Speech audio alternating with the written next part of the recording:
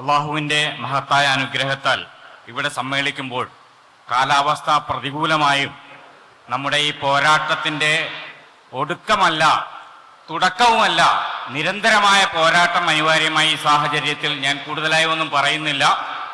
Muslim employees cultural association മെക്കയുടെ എല്ലാവിധ പിന്തുണയും ഈ സംരംഭത്തിനും തുടർന്നുള്ള പോരാട്ടങ്ങൾക്കും ഉണ്ടാകുമെന്ന് ആദ്യമായി ഉറപ്പു നൽകുകയാണ്. ഒരു കാര്യം മാത്രം പറയുകയാണ്. വഖഫ് അമെൻഡ്മെന്റ് ആക്ട് 2025 എന്നാണ് നമ്മളൊക്കെ എഴുതി വച്ചിരിക്കുന്നത്. പക്ഷേ കേന്ദ്ര ഗവൺമെന്റ് പാസാക്കിയ വഖഫ് അമെൻഡ്മെന്റ് ആക്ട് എന്താണെന്ന് മുഹിബുള്ള നദ്വി MP-യും മറ്റുള്ളവരുമൊക്കെ വിശദീകരിച്ചു. അത് ഉമീദാണ്. ഉറുദുവിൽ പ്രതീക്ഷ മാത്രമാണ്.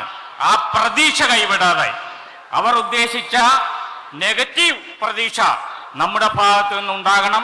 ഉമീദിന്റെ എക്സ്പാൻഷൻ, U എന്താണ്, E എന്താണ്, M എന്താണെന്നൊക്കെ പറഞ്ഞു. അവിടെ ഒന്നും വഖഫ് എന്നോ മുസ്ലിം എന്നോ ഇസ്ലാമിക സ്വപ്നങ്ങളോ മുസ്ലിം സ്വപ്നങ്ങളോ ഉപേക്ഷിച്ചുകൊണ്ടുള്ള ഈ ഉമീദിനെ മുസ്ലിം സമൂഹം, ഇന്ത്യയിലെ മുസ്ലിം സമൂഹം ഒറ്റക്കെട്ടായി പ്രതീക്ഷയോടെ നേരിടാൻ, ഈ പോരാട്ടത്തിന് തുടക്കം കുറിക്കാൻ എല്ലാവരും, ഇന്ത്യയിലെ ജനങ്ങൾ മുഴുവൻ ഏതാണ്ട് 20-23 കോടി വരുന്ന ജനങ്ങൾ ഒറ്റക്കെട്ടായി വടക്കേ ഇന്ത്യയിൽ തെക്കേ ഇന്ത്യയിലും പോരാടുകയാണ്.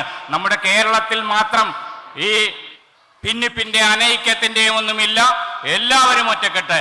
ഒരു കാലത്തും ജമാഅത്തെ ഇസ്ലാമിയുടെ വേദികളിൽ പ്രത്യക്ഷപ്പെടാത്ത നിരവധി പ്രസ്ഥാന ബന്ധുക്കൾ, സഹോദരങ്ങളൊക്കെ തന്നെ ഇവിടെ ഒത്തുചേർന്നിട്ടുണ്ടെങ്കിൽ ഈ ഐക്യം മുന്നോട്ട് കൊണ്ടുപോകുവാൻ ഇത് ഒറ്റക്കെട്ടായി 25 വർഷം മുമ്പോട്ട് പോയാലും ഈ പോരാട്ടം, ഈ ഉമീദ് 2025 പിൻവലിക്കുന്നത് വരെയുള്ള പ്രതീക്ഷയോടെ അള്ളാഹുൽ പ്രതീക്ഷ അർപ്പിച്ച് പോരാടണം എന്ന് മാത്രം പറഞ്ഞുകൊണ്ട് ഈ സമ്മേളനത്തിന് എല്ലാവിധ ഐക്യദാർഢ്യം പ്രഖ്യാപിച്ചുകൊണ്ട് ഞാൻ വിരമിക്കുന്നു.